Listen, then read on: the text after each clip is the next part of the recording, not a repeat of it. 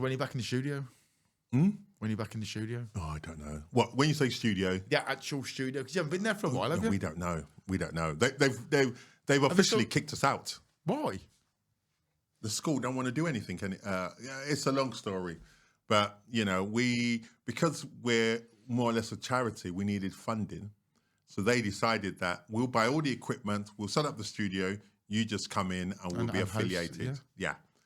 And then after that, COVID came, we weren't allowed in it. And then after COVID, we wanted to go back. We were fighting to go back. Then all of a sudden they said, well, sorry, no. Do you know what, just like that? Yeah. And how long have you been there? Like 6 years, wasn't it? Yeah, something like that, yeah. Wow. So we got the studio. We don't even know what they're going to use it for. Because once we go, what's it going to be used for? I don't know. I feel there's something they're not telling us. Well, you just know it makes sense, does it? Yeah, it doesn't make sense, yeah. So I mean, we'll probably get out, and then probably, few months later. An feeble excuse of why it's happened. Yeah, feeble excuse. Sorry, we got no money. No money in the kissy. Yeah, but I'm sure there'll be someone else in there affiliated to them. Yeah. Wow. Maybe someone that's going to come in and pay them money. I was going to say. I don't know. Wow. But after 6 years, you thought you'd been a bit more. MK Cypher Films is an independent production company based in Enfield, London, UK. We produce documentaries, short feature films, social media videos, and provide photography studio space for weddings, christenings, and corporate videos.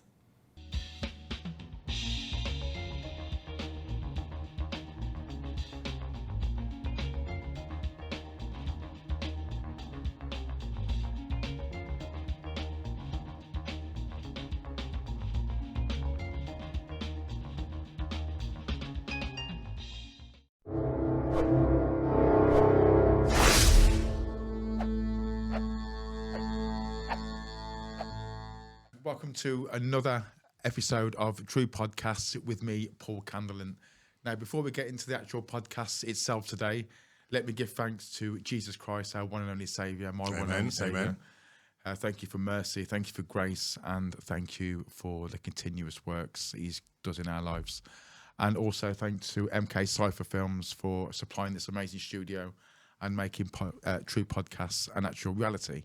Now, our guest today is a huge stack of a man. So what I call a gentle giant. He's a well-educated man. He's a great friend. So let me please put a warm welcome for Simon Akinwunmi. Hey, how you doing? Finally. I know. We've been doing this for... We've been looking at doing this for ages, haven't we? Welcome to True Podcast. Yeah. I mean, I've always been on that side, looking in. You've always been there. Yeah. And I've always wanted to get you there. Yes. But to get you here yeah, was an absolute mission. Well, yeah. I mean, it all worked out in the end. When you think of that, we were going to do it tomorrow, then we decided to do it today. But you know what? I was only filming around the corner today, and as soon as lunchtime came, you only get a feeling you're going to get an early lunch. I thought, yes, yeah. Might be an early day today. Yeah. So as soon as it was, I was like, Simon, please tell me you can come down early so we can get it done. And I can finally get you on the show. Get it all, yes. Because as a guest, we had a guest on a few weeks ago, Matt Hardy, his name was. He's a Blade Runner. Okay. And he's one of the guests that I've wanted to get on purely. I just wanted to pick his brains, and I wanted to know what he knows about the world, where things are going, the wisdom that man has got, much like yourself. Yeah. Which is why I wanted to get you on the podcast. Yeah. Well, the world is going down, actually. Very, very quickly. Yeah, very, very quickly. Yeah. If things go the way they are, will there be a world? But that's for another show. Before we get to that. Let's take you back to where life began and how life began for you. Yes, my parents came over in the early '60s to study, and along the way they had children, us, and we are classed as first generation. And where did your parents come from? Well, my parents came from Nigeria, and funny story because my grandfather was a tribal chief, had a bit of money. Okay, and hold on. Tribal chief. Okay, so what was the tribe?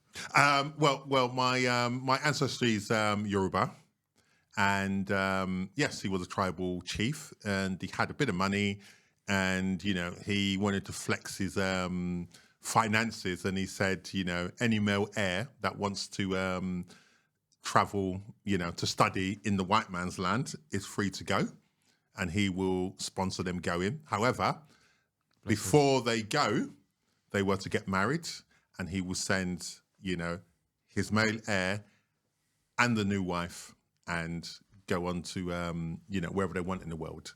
So my father and, some of his brothers and cousins came to England.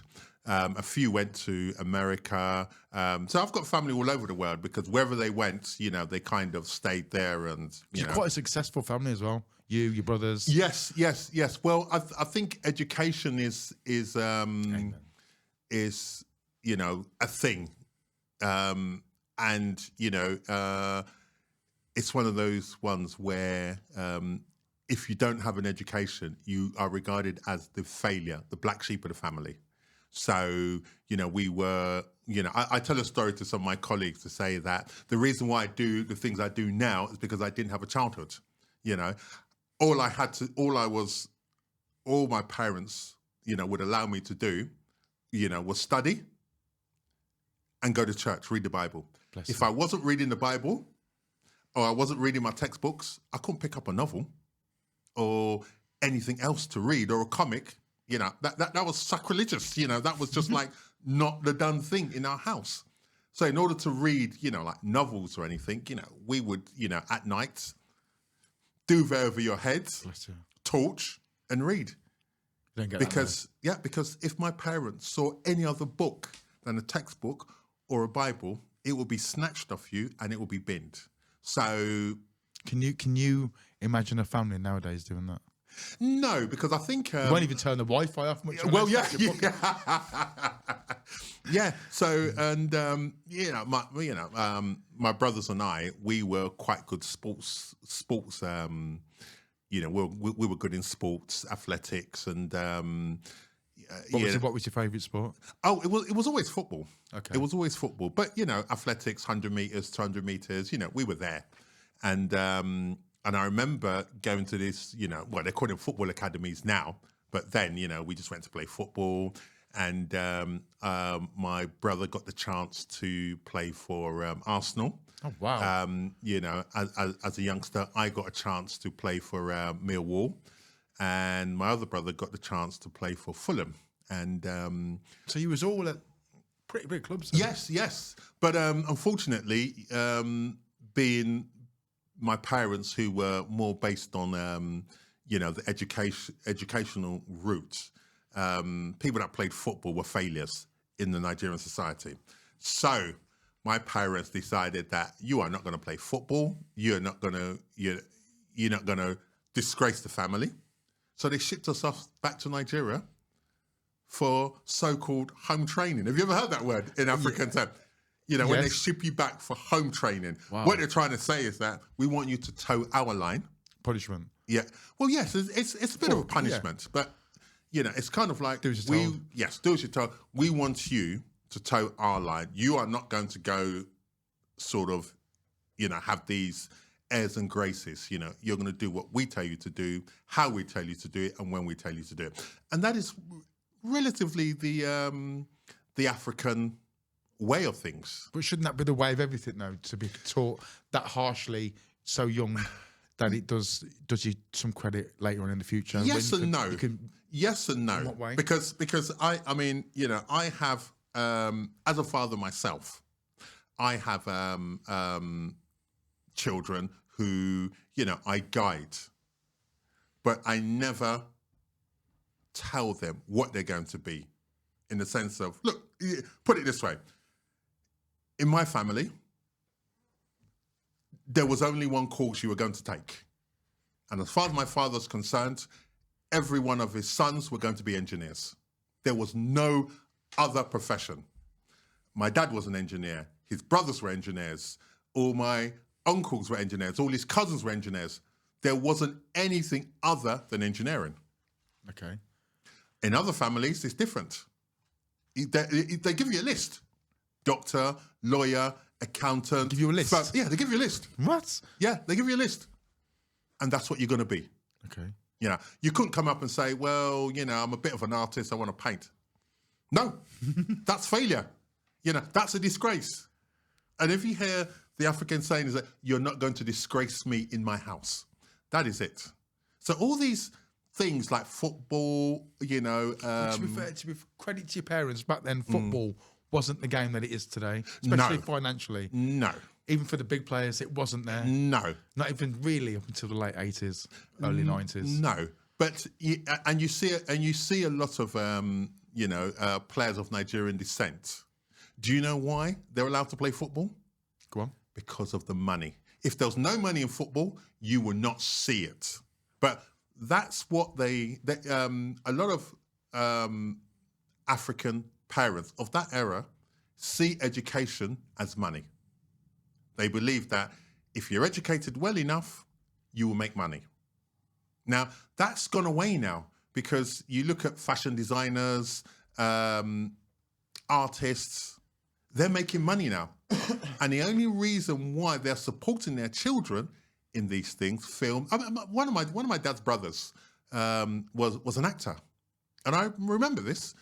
And we, as children, used to go with him and do, little bits of film. And as far as my father was concerned, his brother was the black sheep of the family. He was a failure. He didn't have an education. That's mad, that is. But he was an actor.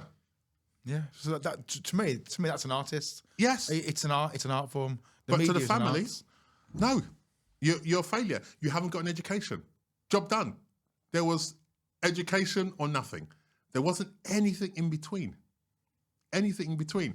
But I can guarantee you, if he was the Idris Elba before his time, it'll be all right because he'll have money. See, money kind of rules the professions. And I say this, it's quite sad actually, but if there was no money in football, you won't have anyone of Nigerian or African descent in it. To be fair though, I remember when the Premier League started in '92. Yeah. To be fair, the Premier League was built on African players. Yeah.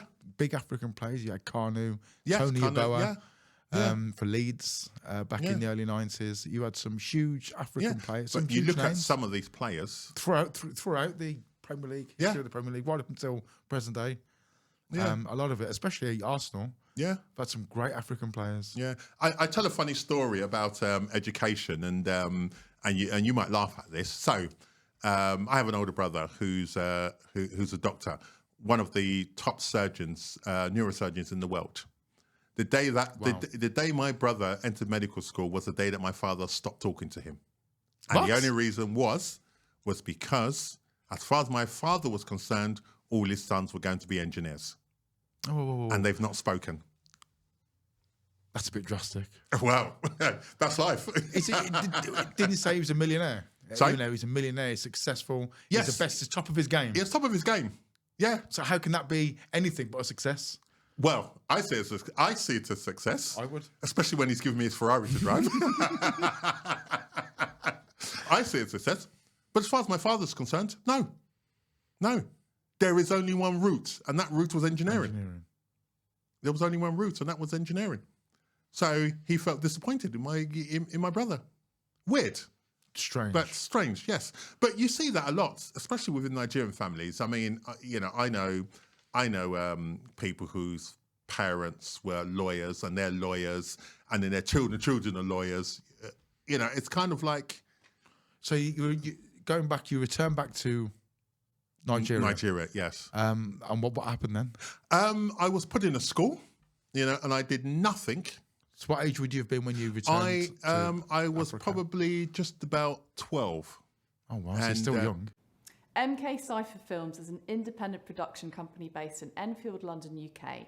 We produce documentaries, short feature films, social media videos, and provide photography studio space for weddings, christenings, and corporate videos. Yeah, still young, yeah. And I went to a school there. Great school. Most of my friends now were from that school. Brilliant. You know, we're talking very long friendships that will never be broken. In fact, to the day we die, we're all going to be. It's more like brothers, really. Yes, yeah. Yeah, brilliant. And yes, and all I did was study. Did nothing else. Was not allowed to do anything else. And you know when they say all. What's the saying? Oh God, you've got to correct me. You know, what's that? All Help me out. makes Jack a dull boy. Or you know, all, Jack of all trades. No. When you do nothing but work, I can't remember. It's on the tip of my tongue, but I just remember the last bit of it. So it makes Jack a dull boy, and basically that saying, and I'll remember it soon, is that you know, I was dull. I did nothing but study. Yeah. From beginning to end. Does that make you feel like you haven't had a childhood? Yes. Oh, no, I didn't have a childhood. I can tell you, no, I didn't. I was allowed to go and play football. I wasn't allowed to... See, I think that's really important to a kid. Yes. It's the actual... Yeah. It's the actual childhood bit, because it makes you appreciate what you are at the time as a kid. Well, yes. Yeah. Not lack of responsibility, but no responsibility as such like we do when we're older, you know? Yes. And it's that innocence that's really... Yes. Well, there was no innocence. Bless you. There was no innocence. Like I said, you know, I went to school, came back, I studied to late in the evening, slept, woke up and did it all again. And a few... If you had chance, would you change any Oh, God, yes. Would you? Yeah. Yes, I would. Oh, yes, I would. I mean, I had, you know, various things that, you know, hobbies that I would have liked to pursue, you know, the music side of, you know, music, you know, I'm pretty much a great musician. I would have liked to have, That's what I mean when I brought you into the pursued. podcast. You're gifted. Yeah. You're an educated man. You know, you're a big set of a man. But to me, you're a gentle giant. I remember when I first met you on the film set, and it was your laugh that I first was drawn to. You, the laugh, and when I met you and we spoke all day, and we just, you know, you just have that connection with someone. Yes, and I just think this guy is absolutely amazing. Yeah. There's only other one man that I'll resonate as much as what I do with you, and that's a guy called Roger Clark. Right, yeah. Self-made millionaire, Jamaican guy. Big shout out to Roger. He's been my boy for over 25 years, and much like yourself, well educated, he can put his hand to anything and build anything. Yeah.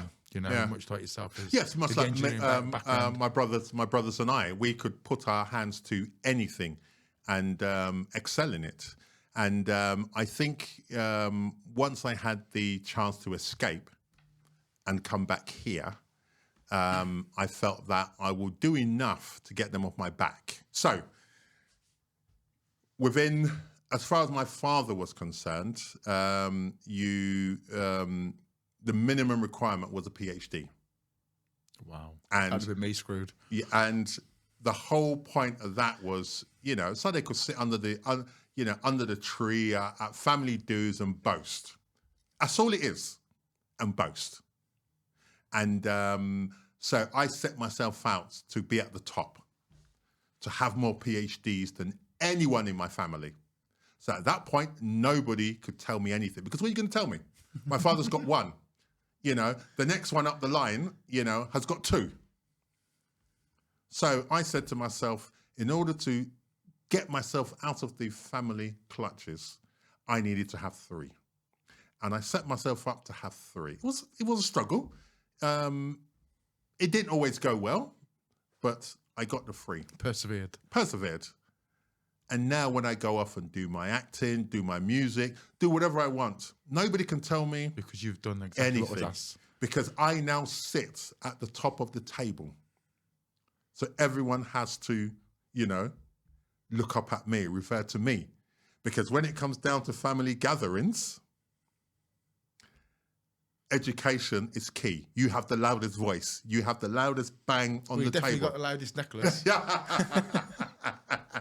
Yes, we'll get onto that actually later. So that way, nobody can tell me anything. Because, you know, as I go off and do my acting, you know, my father would just look and say nothing. But what's he going to say? You can't. He can't, because I'm more educated than you. So I should be telling you how it goes down and not anywhere else. And that got me, you know, away from the clutches, I would say, of my father of the family, because there's a certain expectation. And it was only then that I realized why my brother refused to do engineering, because he knew that he would forever be in the clutches of the family. Now, going back again, my brother's successful. Yeah. But again, very successful. No one can tell him anything, because it was always the case of, well, why did you do medicine? That's, you've let us down sort of thing. I mean, I might have let you down, but I've succeeded with the family. Exactly. But, people don't see it that way. Well, my family don't see it that way. And unfortunately for me, I always wanted to do engineering. My younger brother did engineering. Where did you study? Sorry. So, well, I did. I went to. It's now University of Hertfordshire. It was Hatfield Polytechnic. I also went to South Bank University. I also went to Imperial College, and I went to Cambridge as well. Did you? Yes, Cambridge. Wow. And then Well done. and then I did a spell in Germany, so Bremen. Oh wow! So How long was you over there for? Oh, about 3-4 years. Nice. Yeah. So it's been kind of like all over the place. But I always wanted to do engineering. So you've travelled, you've been educated, you've been certified, and then you've come back to the UK. What was your first adventure then? What was work-wise? Well, I and this is the funny one actually, because as a child, I started in theatre. And actually, I trained at the Old Vic. When? At the Old Vic in the 70s. No. Yeah, the Old Vic. And obviously that got cut down to size, because my father was just like, no, you're not going to be like your uncle. He's a failure. So, yeah, no. Crazy. But when I look at my peers that we were doing all these things together, they're now who's who in the industry. A lot of them are producers, directors, but they had the backing of their parents. So, to be fair though, I remember, dude, when I went into my parents and I just landed a contract for myself. When you're self-employed, that's quite a big deal. And I wasn't the best son leading up to that point anyway. And when I came into that house and I said, Mom, Dad, I've got something to tell you. But actually just financially backed me on a flat as well on my head. And I was like, what have you done now? I said, well, not done anything at the moment, but I've got some news to tell you. I said, Mom, Dad, I am going to quit work. Right, I'm going to be an actor. Yeah. Right, anything that could have been thrown at me was thrown at me. So I can relate to a point where I picked up my bag and I sat in the car and I said, like, right, Milo, now it's up to me and you. Yes, I had to prove to my family that this wasn't, a harebrained idea. a vacant moment in my fucking brain. You know what I mean? It was it's an actual thing that I'm going to do and I'm going to succeed at doing. Didn't know how I was going to do it. Even me saying it sounded fucking bananas, but I said it and I did it. I gave myself 5 years. Now my family are 100% behind me. Of course, %. And I couldn't do it without their blessing. Yes, I couldn't do it without their blessing, and I couldn't do it without God's mercy. So you put them to any of them missing out the equation, this would not work. So for the fact that you was done exactly what you was told to do, and you did it with fucking flying colours, you passed everything, you studied hard. You got qualified, and then you turn it around. Well, yes, that's how I saw it. Yeah, I said to my father that I've towed the party line. Amen. Now it's time, for me to do me. And one of the biggest memories I used to have was I used to have to account for myself in front of my father. And what do you mean? So I'm just about to do GCSEs. So I'm studying for GCSEs, and I have a problem, with maths. I was pretty much not great at maths. Likewise. And so I showed it to my father, and he called the because with Nigerian families, it's not just one you got to attend to. You got to attend to, the panel of judges. Okay, I'm going. And I remember my father ripping up my book, saying, what are they teaching you? This is rubbish. Oh wow. What are they teaching you? This is rubbish. And I was just like, yeah, I'm going to fail this. And then I had to, after school, go to my dad's, office, sit down, and then they started teaching me maths. It obviously worked. Well, it worked. But the point is that, they don't teach you in a loving way. It's kind of like... Tough love. Yes. You get it wrong, you get whooped. So if you don't want to be whooped, you get it right. Don't get it wrong. But however, and that went on, for everything. So when people say, oh yeah, but you're a brilliant engineer. No, I would tell you, well, I am brilliant, but I'm brilliant because I was ahead of everybody else. So the maths that when I was doing, GCSE level maths, I was already capable of doing A-level maths. When I finished A-level maths, I was capable of doing engineering maths. And that's how it went. Okay. Because I was ahead of everybody else. Possibly because I'd seen it before. I had to go to work with my father. And I had to do the work. So whereas, I'm this kid, I'm designing engineering because they've taught me. Then they said, right, you got to do it now. Are you glad that he did that? Or not, or vice versa? Yes and no. Yeah. I think it was a lot of pressure. Again, I didn't have a childhood. And I kind of felt that I did it because I needed to get out of the clutches. Okay. So it was a way out of things because I knew that I would just be acing the exams because I'm ahead of everyone. So my first year of university, I could have done stuff in the second year. When I moved to the second year, I could have done stuff in the third year and vice versa because I had my family on my back. I said I had to account for myself. So what did you do first year of uni, so what did you study? This. Oh, is this what they're teaching you? Rubbish. Throw to the side. Then they teach me. And that teaching would go on. So it won't be the case of, let's start at the beginning. No, let's start at the end. You can work your way backwards, but let's start at the end.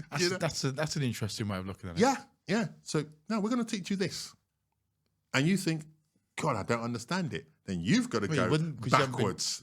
You've got to go backwards and educate yourself. Because when you come back to them, they're not starting at the beginning. They're at the end.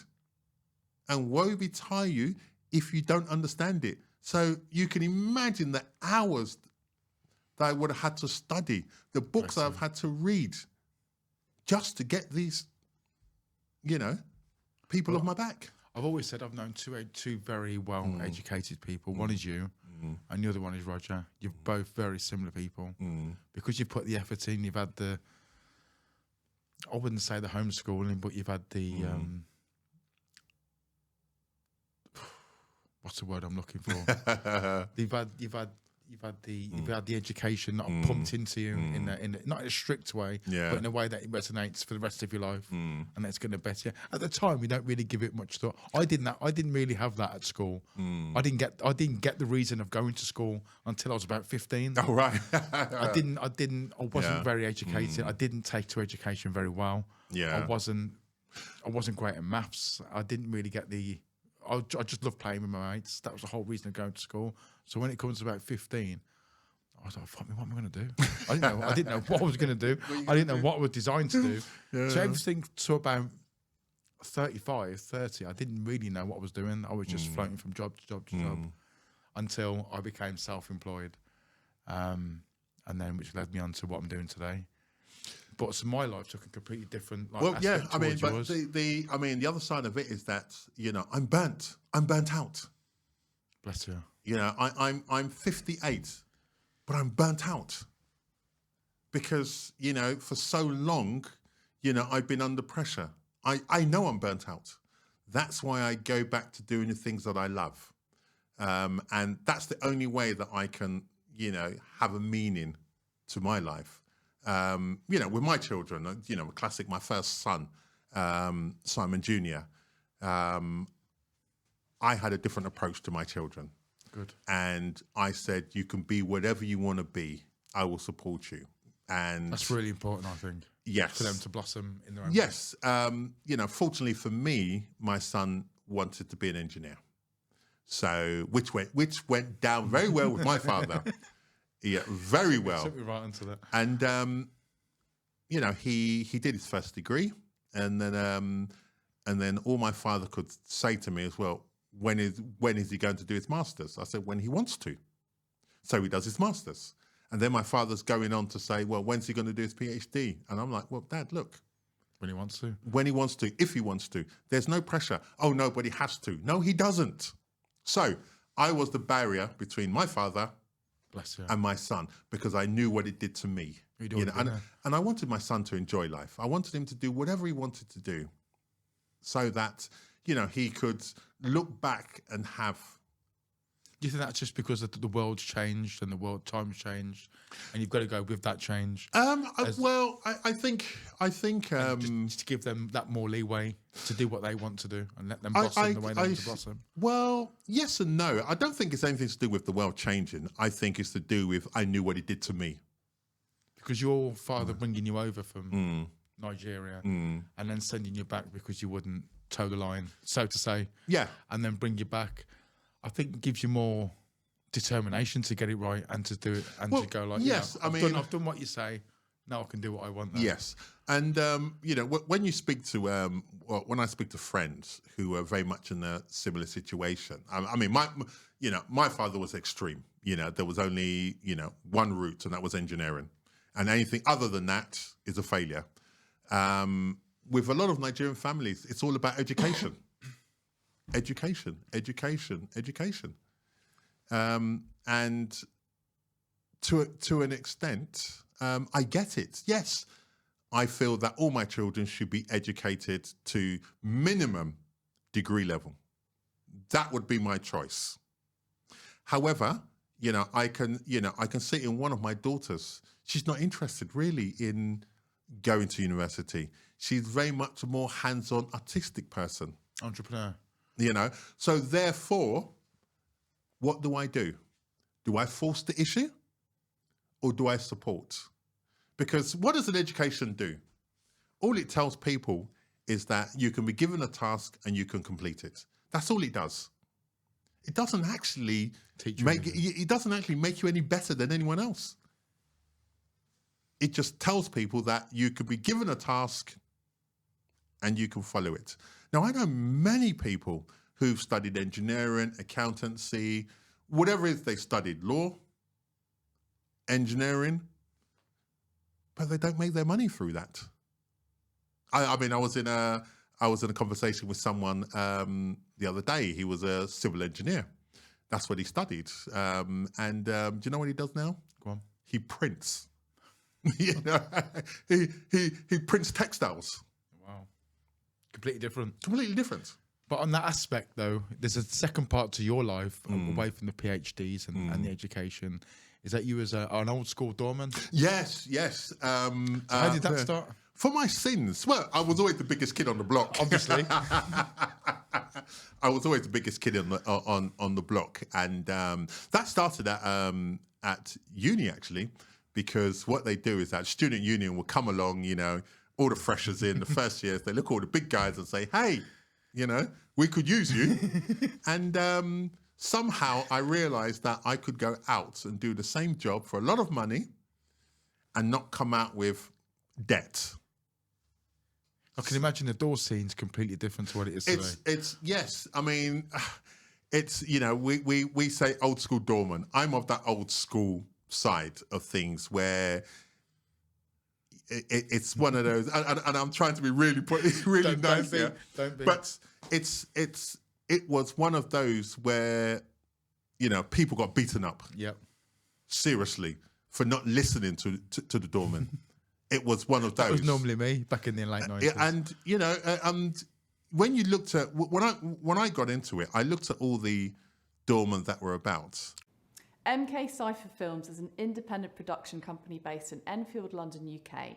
We produce documentaries, short feature films, social media videos, and provide photography studio space for weddings, christenings, and corporate videos. What year did you get into? Oh God! So I was 20. No. I was 18, turning 19. Really? Yes. And I used to pass, all the clubs. One of them, Brixton Academy, and I used to look at all these doormen. I think, the respect they had.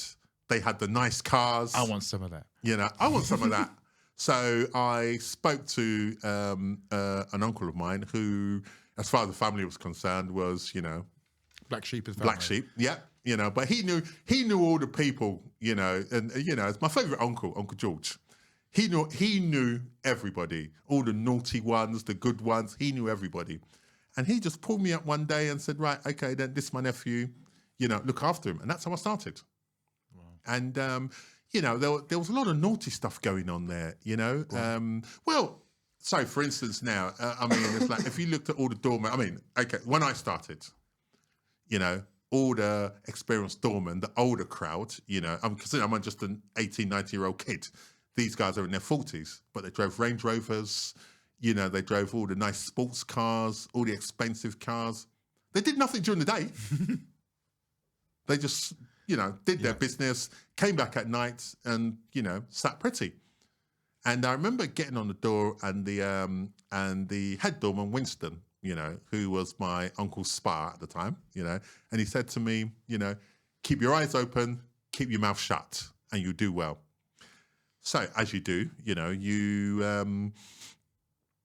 open your eyes and you keep your mouth shut. And I noticed that, taxi drivers are coming up. There's a little jar on the side. They get out, they put money in.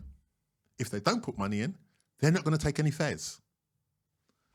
Right. Okay. So you had, and the big, the old big clubs were. Yep. Thousands of people come in. So they would put whatever it is in there, and they're allowed to take a fare. Then you've got the very naughty ones where, they're not really allowed into the clubs.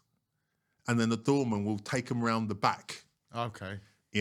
Money will change hands, or they'll tell you, right, gun open, exit 4, 5, or whatever it is, so people are coming in. It's normally, the naughty ones, probably the drug dealers, the gangsters, they're not coming through the front door. They're coming through the back.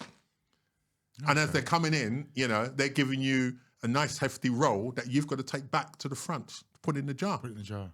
Yeah. And then you've got authorized dealing. So if you're not authorized to deal in that club, you will get beaten up, thrown out, and everything you have will be given to the authorized dealers. So they were making money hand over foot. And at the end of the night, when we're sitting down having our drink, it comes out, they count it, head doorman, lion's share, second in command, lion's share, and then everything else is divvied up. And for that first night, I earned more money than I had in my day job. No. More money. And that was just one night. And I didn't get much. I just got, here you go, young man, have a few quid. And I thought, wow, this is a great life. Okay. I'm having this. I quit my job. I went full time. And I was doing security at night in a building. And I felt, I'm not doing this. I'm going to be a doorman full time until I graduate. So that's how the whole doorman thing came in. And, So what would have been early 70s? No.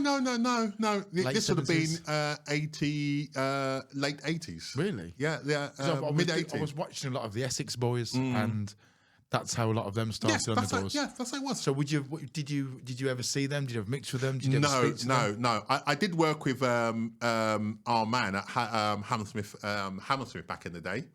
Dave Courtney, yes. Bless him. Yes, I did work with, may so rest in peace. I did work with him back in the day, and a few other names, How did Dave start? Was he, because he didn't strike you, because I remember having this conversation with you before, and he said he didn't strike you as one of the big guys until later on when you first started, and when you got back into it, he was he was then running everything. Yeah, I think it's one of the things that I suppose a lot of it's going to be reputation back then. Yes, yeah, it's all on reputation because this was long before licenses and long before all that.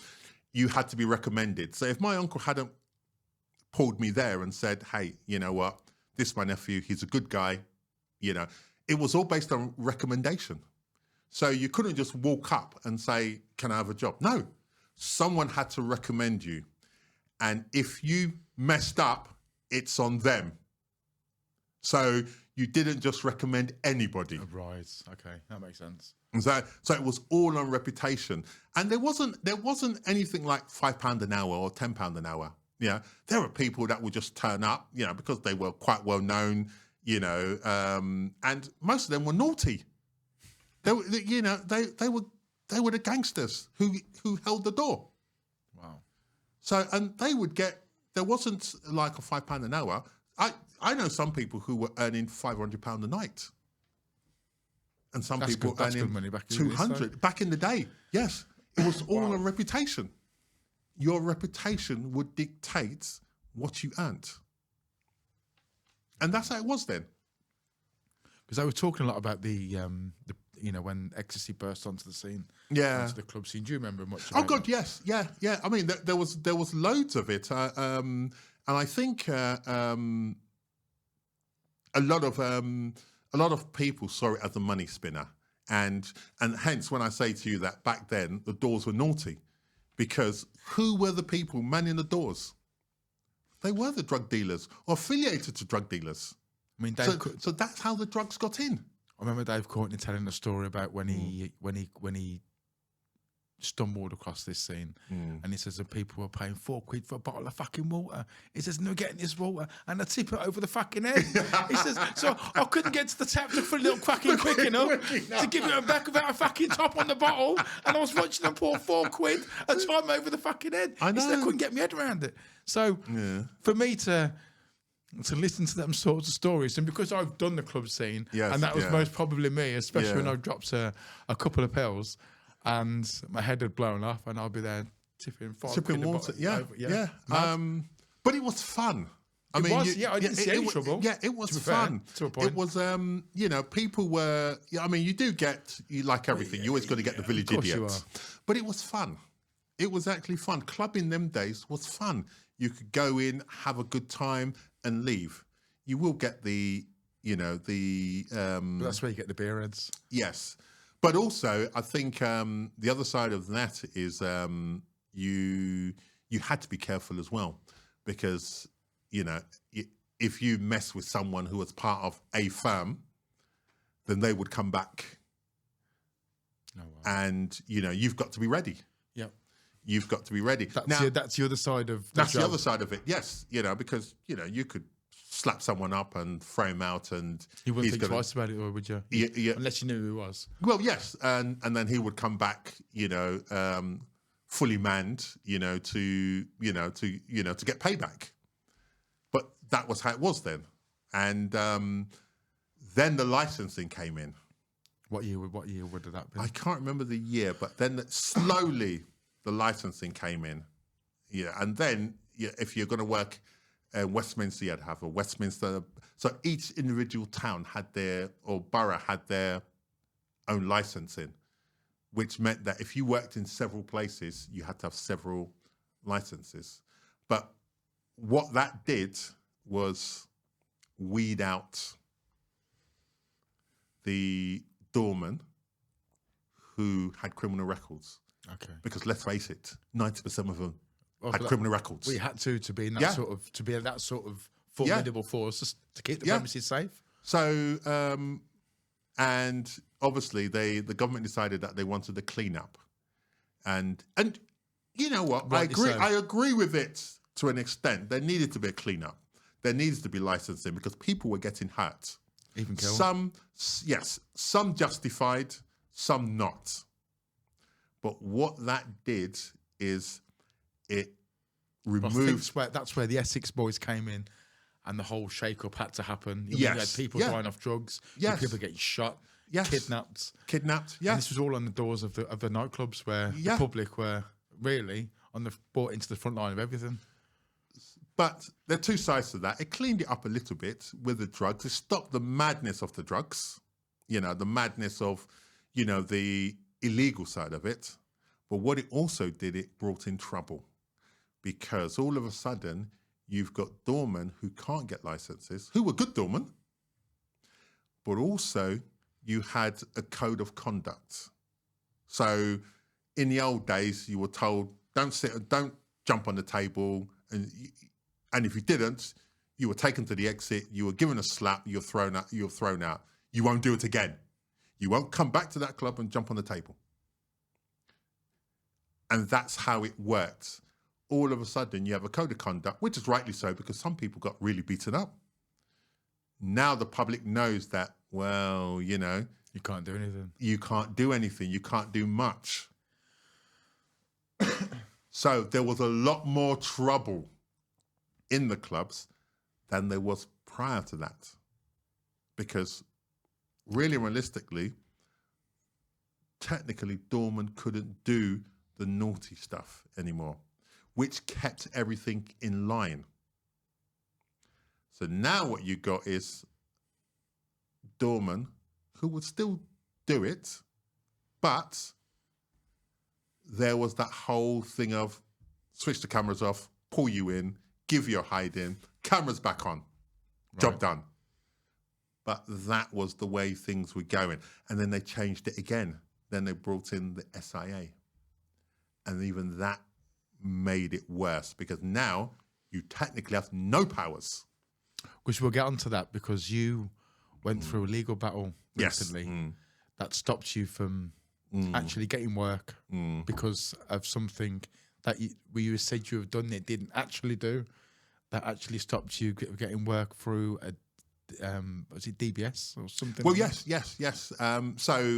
Before we get to that, there was over the years through London where you've worked. You've worked. Like you said, you've worked all over London, all the big clubs. Did you see London changing rapidly over the years with culture and the way the government was cracking down on pubs? Well, and I think and the smoking ban and all this. Yeah, do you know what, the smoking ban? When I think of it now, was a good idea. And what you tend to find is that with a smoking ban, people were, quote unquote, second degree smokers. Yeah. So I get that for health reasons. I absolutely get that. Though it made the clubs, it made the club a bit more. I was at see. What you don't realise is that the smell of the smoke covered a lot of things. And I remember this vividly. The Friday night, it kicked in. Saturday night, I walked into the venue and it stank. Couldn't deal with it. And I refused to go in. I stayed on the front door. Was it that bad? Okay, it was that bad. Because you got to look at all the years of I'd rather beer not. being spilt on carpets that has never been changed. It was bad. And when I also found out that it wasn't just that my venue, it was every other venue. And then obviously when people, were dancing, sweating, there was a stench of BO. It just got, Having said that though,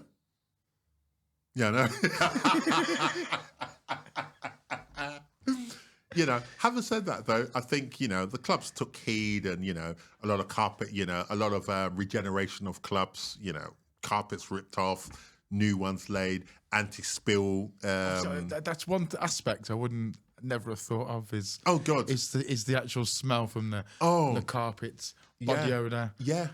Everything that you think, actually, it was bad. Thinking about it, it was bad. I bet it fucking stunk. Yes, yeah. But when you look at I didn't really hit the bars, so I didn't leave school till 97. So between 97 and 2007, there was 10 years. After 2007, that's when the smoking ban kicked in, and so I didn't really hit the clubs till like the late 90s, early 2000s. Yeah, and of course, that's probably when it was all coming to an end. Yeah, coming to an end. Yeah, and then I finally grew up in about 2004. And of course, the smoking ban hit in 2007, and everything just rapidly changed. Since Rapidly then. changed, yeah. But I mean, I think the change was that a lot of there was, where each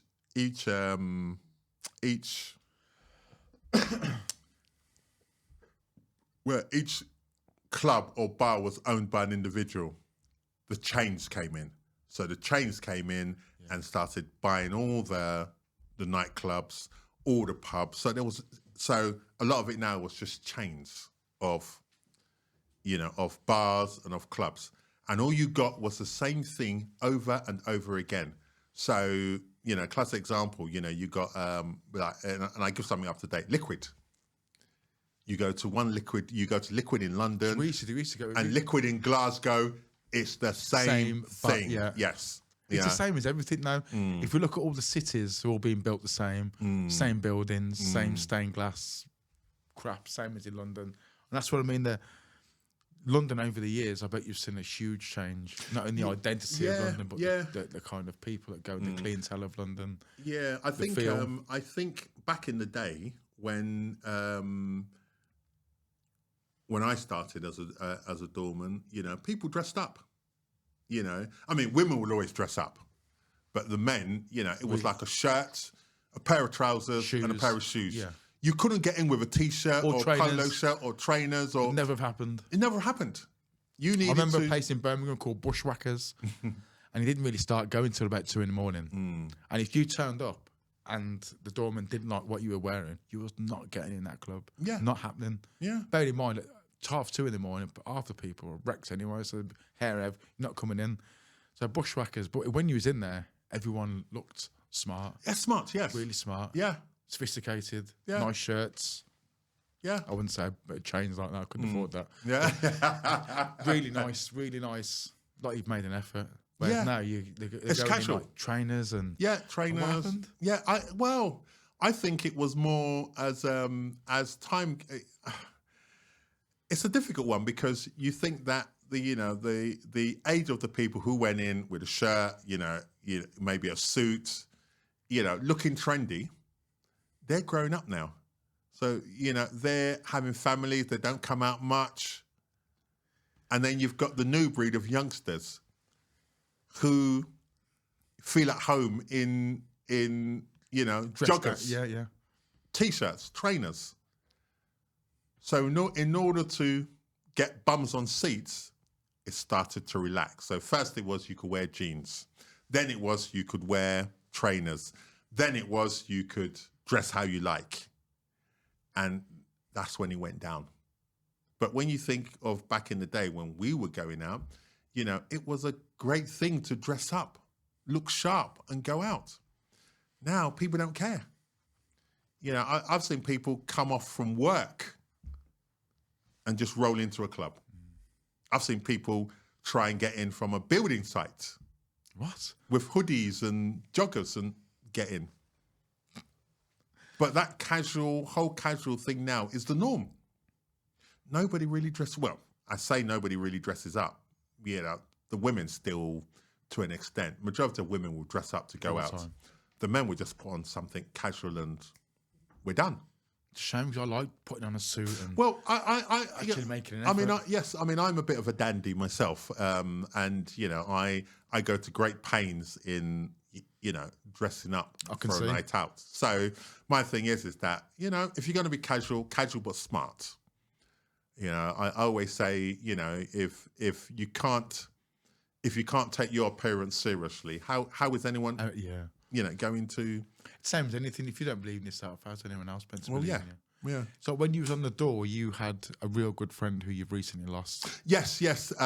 Great fella, Rene Amato, who sadly passed of cancer, but he was a character. And how long was you working with him? Oh, we worked for over 20 years. Oh, wow. Together. We went everywhere together. I mean, our job literally was to, at one point, it was to go into venues, turn them around and then move on. So normally if they got a problem, then we would, go in. So normally it would be, is it a drug problem? We'd go in, my team would go in and deal with the drug problem. If it was just the fact of that there was quite a few idiots, fights and so on, we would go in, sort it out and move on to the next one. And that's what we did. But it was nice to have that friend that you can count on. That Oh, person yes, you can yes, count yes. on. I mean, he was around, I mean, for me, I was kind of like the, you know, the person of reason. I would reason with you. And once, if you were not prepared to reason, I stepped away. He came in and, you know, dealt with the situation, you know, as he saw fit. Considering he was not the normal look of a doorman.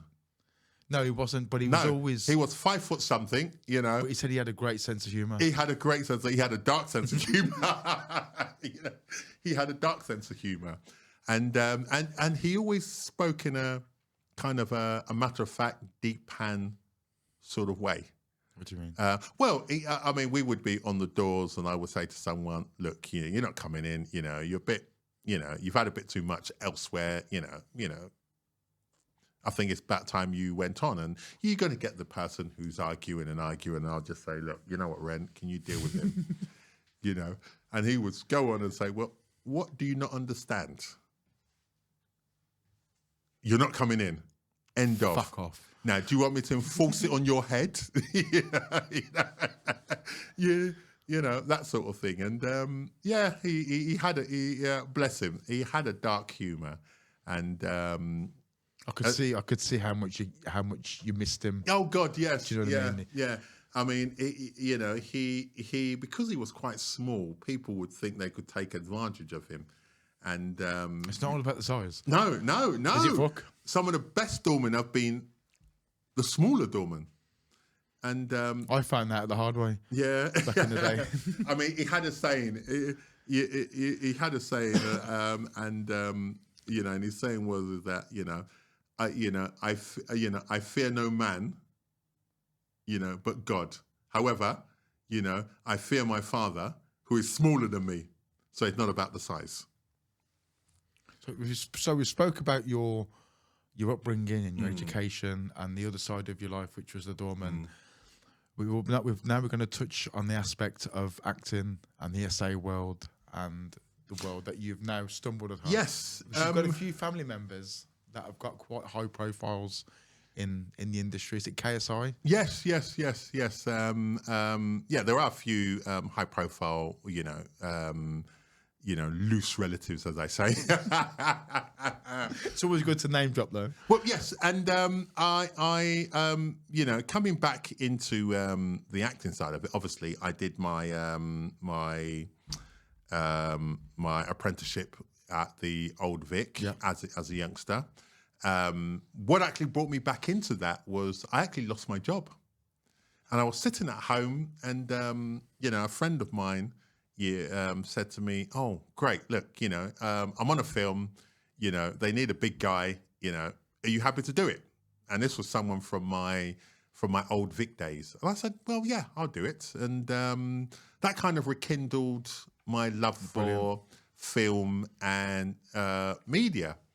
So, you know, obviously, you know, as an essay, it was just, I did a bit of essay work, you know, and then I kind of graduated a bit more, you know, to walk-ons, and I felt, I actually like this. I want to do this as a living. So it was a case of being an engineer, paid for, Being able to do that. And there's a progression because, as you well and truly know, you know, you start off as an essay, you know, you then you do walk-ons, features. It's the same as anything. You've got to start at the bottom to get to the top. And all of a sudden, you know, you want to be, you know, the Idris Elbas of the world, you know, et cetera, and you feel that, I'm not getting this. I'm not getting those roles, you know. So you get an agent and try.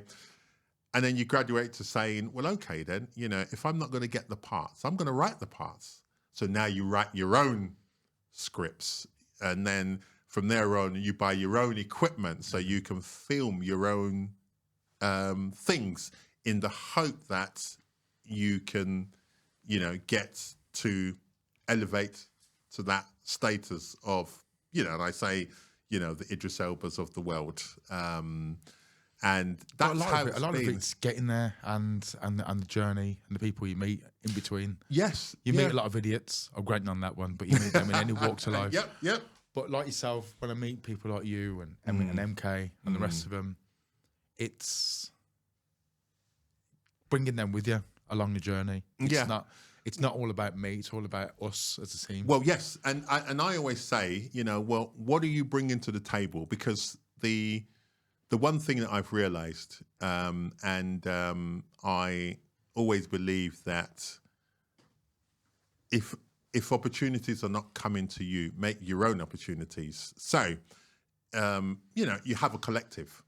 So, someone's written a script, great, maybe that's where their talent lies. So the next thing is, okay, then, right, we need actors, we need a cinematographer. actors, actresses, MK Cypher Films is an independent production company based in Enfield, London, UK. We produce documentaries, short feature films, social media videos, and provide photography studio space for weddings, christenings, and corporate videos. Who's going to come in, and be a part of this journey? Then you're going to look for, well, who's got equipment? Because what you tend to find is that someone will have cameras, someone will have microphones, someone will have a drone, someone will have this, someone will have that. Before you know it, you've got everything to make a small production. And one of the things I've always said is that, well, if you say you're a writer, what have you written? If you say you're a cinematographer, what have you filmed? What camera? Well, what camera have you got? Yeah, what have you filmed? Yeah. If you say you're, you deal with audio, well, where's your equipment? You can't tell me that you're a cinematographer and you don't own a camera. If you're a singer, you're going to own a microphone. Exactly. You don't own a microphone. You're not a singer, are you? Yeah, exactly. So to me, it's that you have to invest in yourself. Yeah, every time. No matter what you're doing. Listen, you've seen my equipment. I mean, I've gone broke as many others just to get. I didn't realise how expensive it was in this industry to buy equipment. Oh God, yes. Until I met you and MK. Yeah. And the amount of money it takes to make not only an arsenal of what you've got, but to give yourself half a chance of making a decent production that maybe somebody might like. Yeah, or be picked up. Oh, yes. Yeah. But we had Sean Coronin, and that's the way he started with SA work. And now he's earning a pretty decent living. I think he's over in LA at the moment.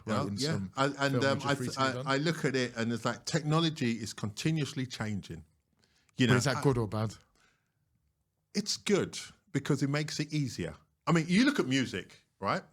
Back in the day, you had to go to a studio to record something. Yeah. So which meant that either you had the money to go into the studio, or somebody believed in you and felt you had that capability and put you in the studio. Right? Now, Daniel Bedingfield's first album, was done in his bedroom on a computer. That was technology. So you tend to find that a lot of, when people think of music, they think of you've gone into a big, massive studio and you've recorded this great album. No.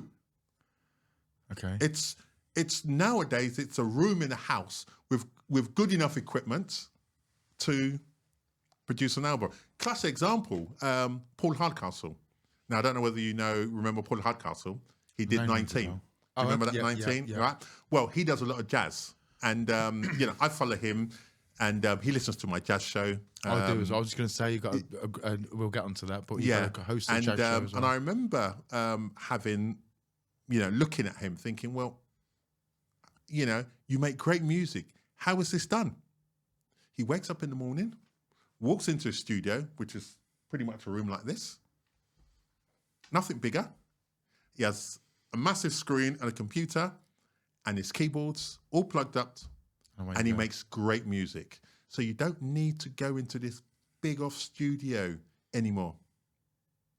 Everything is contained in the computer. Technology. And Apple being at the forefront of music. I've seen studios where the Apple Mac is a little thing like that, And that's a studio. and that's a studio. Talking That of is studio. studios, you actually host your own jazz show on Yes. Hayes FM. Yes, I do. And you was in the studio for X amount of years, 5-6 years. Yes, yeah. And where was the studio? Was Well, it the in studio was Uxbridge? in Hayes. Okay. The original studio was a little back office in a church. Then we moved to a multi-million-pound studio, which was in a school. And then obviously COVID hit, and obviously we were not allowed to, movement was restricted.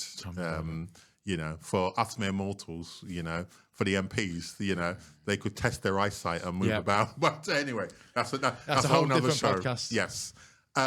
However, we've not been able to get back into the studio, so everything is remote. And when you think, I'm hosting my show from my desk at home, but I'm connected to the studio in Hayes. So technically speaking, I'm in the studio, just not that studio. Just not that one. Just not that one. But it sounds like I'm there. And again, it's all about what equipment do you have and technology that we can actually log into that studio remotely. And Do it you miss goes out. being in the studio though? Yes, I do, because whilst in the studio, we had our guests. We had our guests come in, and I think that for me was the fun part in having the guests come in. And Still enjoy it?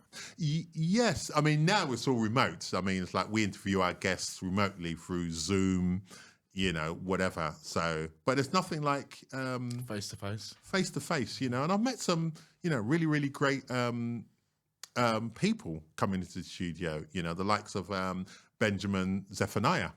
And if you go on my Facebook now, there's a memory, which was 2 years ago. It's amazing how time quick goes. Isn't it? Yeah. Wow. Yeah, where he came into the studio and we interviewed him. We had the likes of, some really, really old bands come in. And when you hear people's story and the journey of their music, it's absolutely amazing.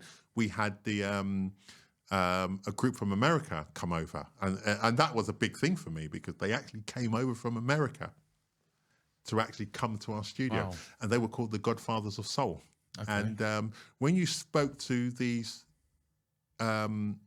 musicians individually, they've been there for years. Like the drummer, Bernard Pretty Purdy, he played with the Beatles, he played with Chic, he played with, Luther Vandross. Big names dropping Yeah, there. big names, and they were session musicians. And everyone in that band, they were in their 80s, 90s. Wow. Proper But they had stories. been playing for years, and when you talk of the people that they had played with, it was like royalty, the who's who. Have you never thought about doing podcasts? Sorry? Have you never thought about hosting a podcast? Well, I think it'd be great, to be fair. I'm sure I will, but it's like everything, and Having time. yes, my mother would always say, I'm a jack of all trades. So To be fair, if you I wouldn't have the time. you could do it from home. To be fair, I mean, you've got. Well, yes, true. But then again, I mean, it's like, as I hold the you hold a great conversation, mate. You're intelligent. You've got enough to talk about. I think you'd be flying. yeah, I suppose so. But I think life takes over in the sense of, tell me about it. I work during the day. I come back. I host my Smooth Jazz show. Come Sunday, there's the Black Connections with a co-host, and we do a lot of Sylv? with Sylvia, and we do a lot of that's pretty much a podcast in its own, because we have guests come in. And what is Black Connections? Black Connections is our radio show where we look at things that affect the Black community, and we discuss stories that have come up in the Black press. We kind of like try to give our own spin and opinion on things that are happening to people When you of say that was colour. on a Sunday, was it? Yes, Sunday, 4 to 6. So, yes, so that's me, myself, and Sylvia Smith. And we have a great time. We have guests come in every now and again. And we meet, a lot of great people. I think one of the ones that I will always remember was Professor David Olusoga. And the amount of history that man brings to the table in terms of Black history is absolutely incredible. It amazes me that people with that sort of depth of knowledge, where did the store it all? Honestly, I can get told something today and it'll be gone within 5 minutes, honestly. I think if you're passionate about it. But even so, though, to store that knowledge, it's like Roger, he's got a photographic memory, so he can look at something, he can recite it, he can recite the whole Bible. To me, that is absolutely phenomenal. Well, sort of thing I couldn't comprehend. You say that though, and I'm going to go back to my parentage. So my grandfather, back in them days, it was all about sons. Sons got to do well, got to get educated, so on and so forth. The women, you're just going to get married. You're just going to carry on the bloodline. Yeah, you're just going to get married, and you're your husband's problem. However, I had an aunt, and whilst all the males were very educated, the females weren't. Okay. Yeah, it was really weird at that time. But we are talking, we're talking in the 30s. So, the men were educated. Very few females were educated. And I had an aunt who, and I say she was my favourite aunt. She was very religious. She was Muslim, very religious. Couldn't read, couldn't write. But I would say in terms of, wealth, she was up there. This woman could recite the Quran. Wow. But she'd never read the Quran. How? But she had that memory. If she was at mosque and that verse was read. That's even more impressive. Yes. Yeah. And she could cite it again. And I always felt, but Auntie, you can't read, you can't write. Your children are the ones. So really that shouldn't make any sense. Yeah. But she was a great businesswoman. To have a mind like that, to work that way. But she could recite the Quran. It was amazing. I was always in awe of her. I had more respect for her than the educated uncles because they were just a bunch of dickheads. Pompous dickheads. Rightly so. I mean, if you're that educated, you get. But I was always in awe of her. Bless you. Because I always felt that if this woman had an education, she would be amazing. And, she was very religious. Every year she went on Hajj. And for a Muslim, she went on what, sorry? Hajj. What's that? Visit Mecca. Oh, okay. Yeah. And within the Quran, they say, as a Muslim, you have to visit Mecca once in your life. Once in your life, yeah. She was going every year. No. Yeah. That's a big walk, that is. Yeah. She was going every year. Every year she went. Wow. But, she had a Quran, but she couldn't read it. But she could cite it. And if you opened the Quran and went there, word for word would be there. But she could recite it. Wow. It's just because she'd had. That's mad, that is. Yeah. And it's. I was forever in awe of this woman. And, but like I say, we all have gifts.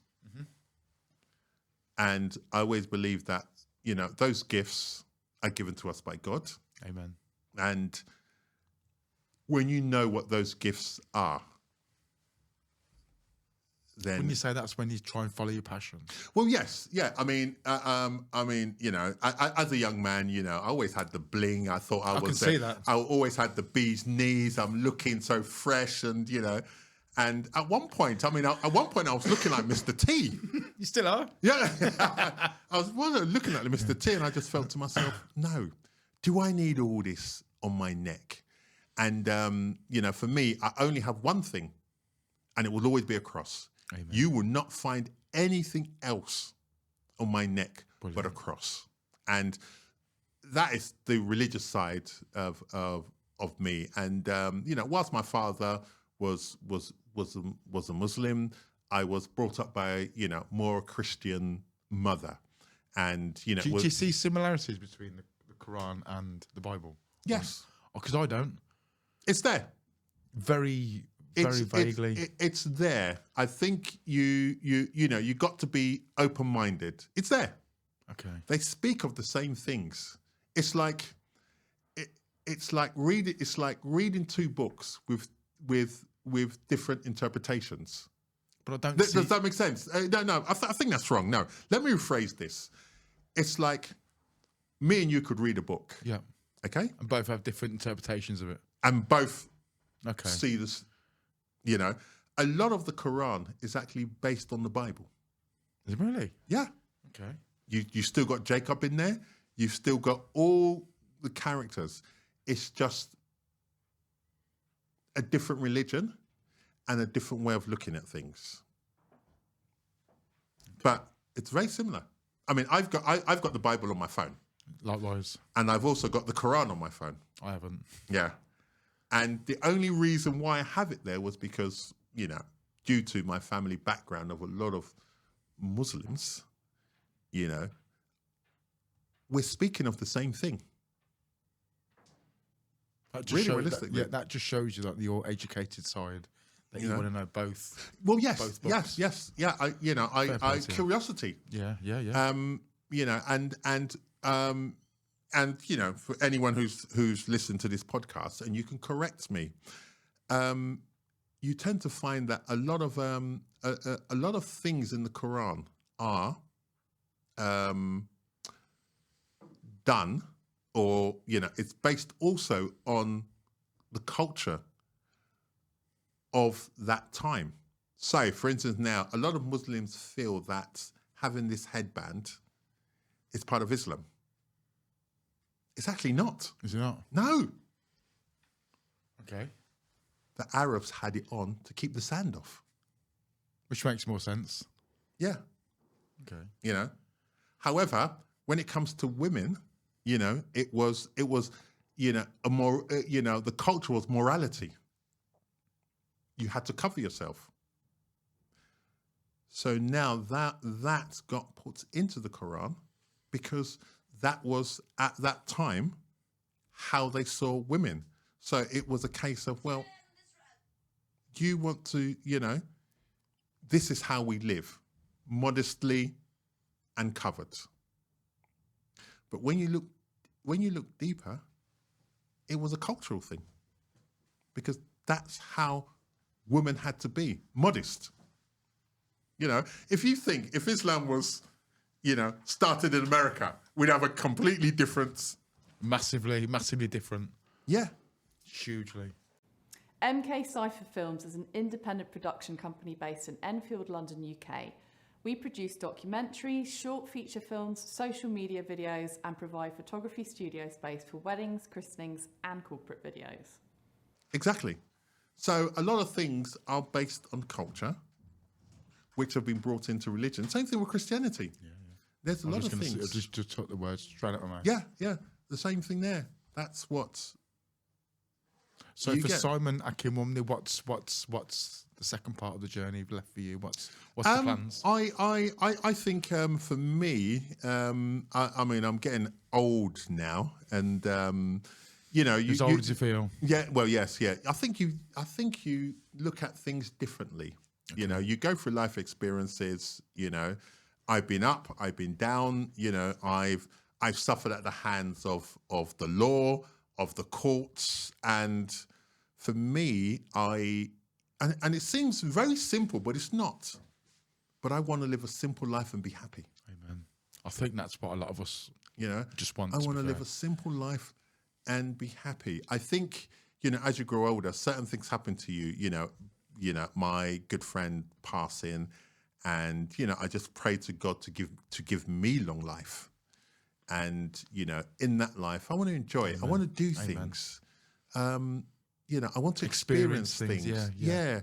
I'm not saying I'm throwing caution to the wind, But more caution than what you did to before. but less cautious than I was caution, before. sorry, I mean, you know what? If I want to go off and decide that and I use this, in jest, if I had the money Ferrari, I'm not going to think, why am I buying a Ferrari buy it when I could buy a buy it, house? yeah. I'm going to buy it, Just because. enjoy it, just Yeah. because, and get rid of it. Tick. More like your brother. Yeah. If you want to do it, just do it. Yeah. Tick. So there's a lot of, they call it a bucket list, but it's not really a bucket list. I call it a life list. Life list. What do I want to do before I die? What do you want to experience? And it's not like, well, bucket list of 10. No. It's a very long list. Don't limit yourself. I may never fulfill everything, but I am damn gonna try. I'm That's gonna my try and tick it off. I mean, and it's simple things. I mean, this is gonna sound really, really stupid, but for the whole time that I had lived in London, I had never been in Harrods. I'd passed it. I had never, ever been inside it. And you've done it. And, it sounds really, really stupid, but I felt, do you know what? I am going to go to Harrods and I'm going to spend a day there and see what the fuss is all about. And I did. My last birthday, well, not on my last birthday, but that was my treat myself, go to Harrods, do a bit of shopping, see what the fuss is about, tick, And did go. you enjoy yourself? I enjoyed myself, Bless but you. I wasn't impressed. Was you not? No. I think Harrods, like everything, has been watered down Oh, okay. because, That's a bit of a shame, though, isn't it? back in the day when I was growing up, as a youngster, you walk past Harrods, you had the doorman, you had a Rolls Royce pull up, they get out and they walk in. It was for the rich, the famous.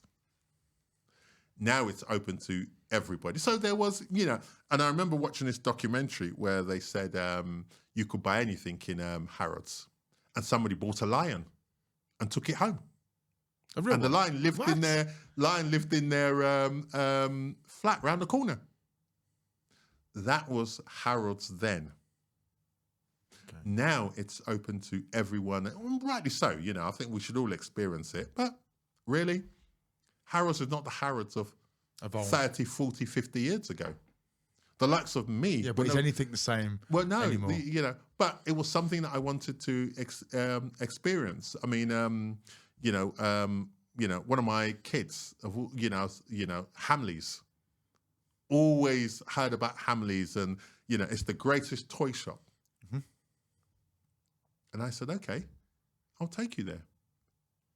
And to my children, that was heaven. A whole shop. But I've grown up in I grew up in Hamleys. I was in and out of it like a yo-yo. Yeah. That was like me with Toys R Us. I used to love it. Just Yeah. to go down there and be amongst all the toys. Yeah, so I think for me, it's just a case of, getting old, life is for living. And we only get one. And we only get one. And, I think I have to, I'm a religious man. I will say that now. And, I have to say my prayers in the morning, be thankful for waking up, be thankful for everything I've got, whether they're big, whether they're small. I mean, gone are the days where, I envied anyone because, they had the big house, the nice cars. I'm grateful for my lot. Amen. Yeah, and for me... Ellis, the guy that you met earlier on in the other studio, the young lad, he gave me a book, the Book of 100 Prayers. Yeah. And it's really brought my prayer life back to back to where it should have been, at the forefront of everything, like you've just said. Yeah, I think the power of prayer, the power of But religion. it's nice to have them people The around power you. of regardless of what your religion is, Buddhist, Islam, Christianity, the power of prayer is very powerful. Amen. And for me, as a Christian, I take it seriously. I have my prayers in the morning. I have my prayers at night.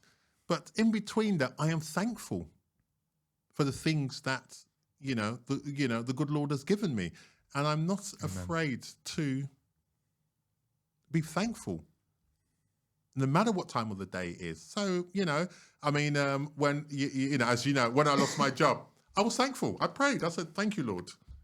I'm out of the clutches." Amen. Yeah, I will get another job at whatever point. And I will be been thankful. Saying to me today, you've been to an interview, so that won't belong until you're back into another job. But I'm not in any rush. Amen. That sounds sad. Good. No, it doesn't sounds good. Sounds I'm not wise. in any rush. Good. I believe, you're saying God's time is the best. Amen. When it comes, I know it will be for me, and, I know it will be ordained by, the good Lord above. So, and Lord willing, it'll be in a better job than what you well, yes. Before. And, I put everything in his hands. I put my life in his hands. Brilliant. And also, I'm a very, I want everyone to succeed, so I pray for everyone. I pray for my enemies. Why I should have enemies, I don't know, because I'm a nice kind of guy. Amen. But I will pray for my enemies. Yeah, I will pray for, those who have less than me. Bless you. And that's a testament to you as well. Well, yeah, I think, I've grown up with nothing. I've grown up with not being able to, eat 3 times a day. Yeah. And sometimes if someone asks me for something, I would give. It could be my last dollar, but I would give. I mean, I buy the magazine. What's that magazine that the homeless people? Is it a big issue? Big issue. Yes, I buy the big issue. It's actually £4. Is it really? It's £4. Wow. But I have this thing is that I have to buy 2 because sometimes I like the read, but I have to buy 2. One I will take with me. One I won't. Okay. So that is my donation to them to say, hey, I bought one. You can resell it. And sometimes, I would buy, flick through it and give it back. Because I believe that they are more needy. They need it more than what you do. Yes, yeah. Than I do. I mean, unless you've been, what's that saying? Till you walk in my shoes, you cannot know my pain. Well, you can't. Yeah, you don't even know my journey. Yeah, exactly. You don't. And I've been homeless. I've been without money, and it's not because I was lazy. And people think that when people are homeless, it's because they've done something wrong. Yes, in some cases it could be alcohol, but not all the time. And to tarnish everyone with that brush. Yeah, yes, not all the time. Sometimes it's circumstances. And we're all one or two steps away from that circumstance. That's the scariest part about it. Exactly. And I always say, and I have this saying, to people when they say, if I'm with friends and they say, oh, don't give him money, he's going to use it for drugs. But how do you know? Let he who has not sinned cast the first stone. Amen. So until that time, if someone asked me for money, I would give them. If I haven't got the money, then if I need to put it on a credit card so they can eat, I'll buy the food for them on a credit card.